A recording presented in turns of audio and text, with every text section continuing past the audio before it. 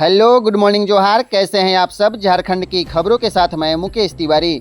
खबरों से पहले एक नज़र देश दुनिया की सुर्खियों पर। देश में सबसे ज़्यादा गर्म दिल्ली, पारा 52.3 डिग्री। बिहार में गर्मी से 80 स्टूडेंट बेहोश। मानसून 24 घंटे में केरल से टकराएगा।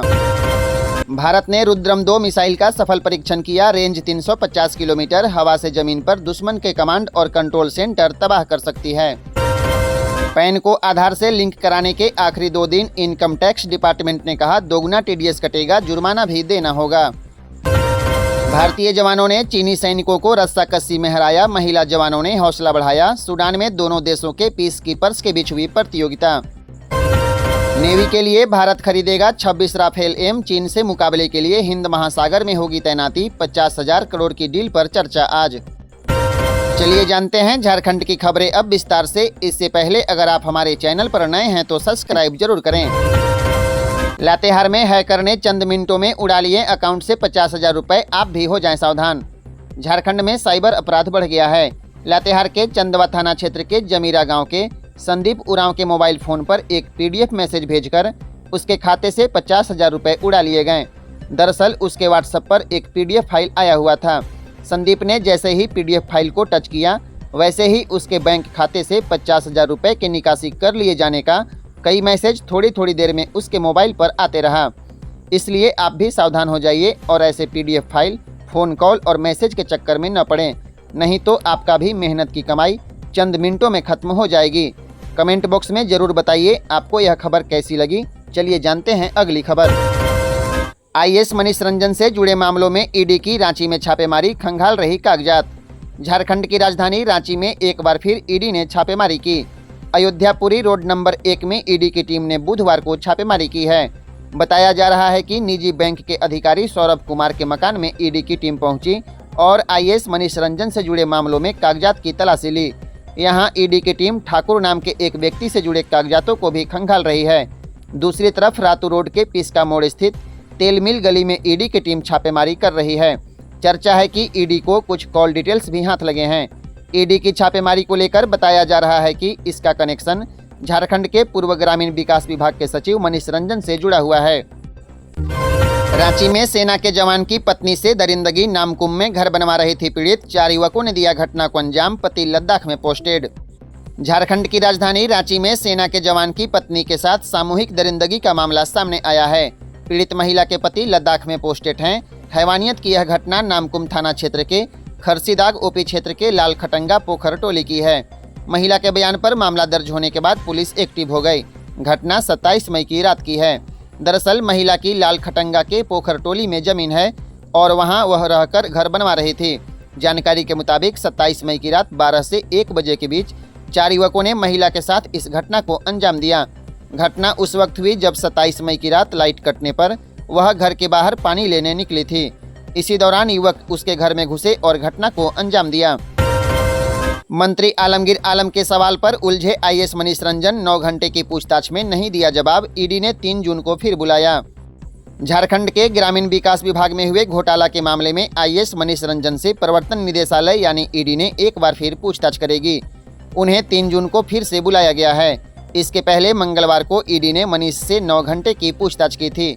यह पूछताछ पहले अकेले में की गई और फिर आलमगीर आलम के सामने बैठा कर पूछताछ की गई है। पूछताछ के दौरान आलमगीर आलम के साथ उनके संबंध को लेकर सवाल किया गया तो वे उलझ गए।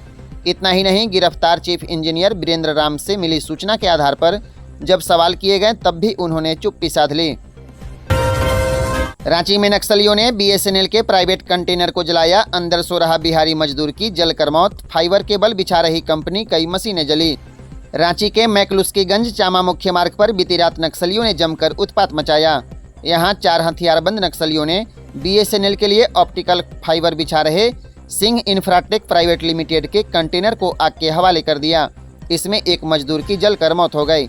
मृतक की पहचान संजय भूइया के रूप में हुई है। बताया जा रहा है कि घटना के समय वह कंटेनर के भीतर सो रहा था। मृतक संजय बिहार के औरंगाबाद जिले के छाली दोहर का रहने वाला था। घटना करमकुच्चा तिलैयाटांड़ दुल्ली के निकट रात 11 बजे की है। आलमगीर के करीबी हाकिम के नाम 2020 में था 5 हाईवा और जेसीबी, अब हुए 107। मंगलवार को ग्रामीण विकास विभाग के पूर्व सचिव IAS मनीष रंजन से ईडी की पूछताछ में आलमगीर के करीबी हाकिम के बारे में जानकारी सामने आई है। हाकिम, जिसके पास वर्ष 2020 में 5 हाईवा हुआ करता था, आज की तारीख में उसके नाम से 107 हाईवा और JCB मशीन है। हाकिम की तरक्की इतनी तेजी से कैसे हुई, यह समझना ज़्यादा मुश्किल काम नहीं है।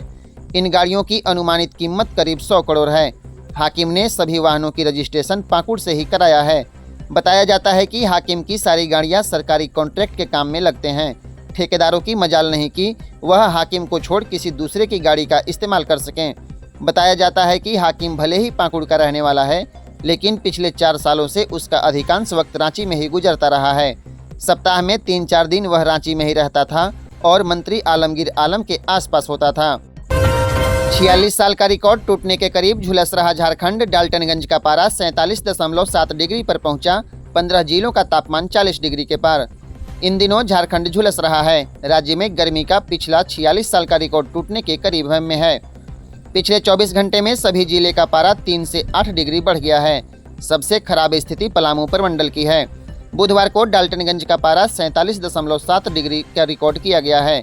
यह पिछले 46 वर्षों में मई माह का दूसरा सबसे अधिकतम तापमान है।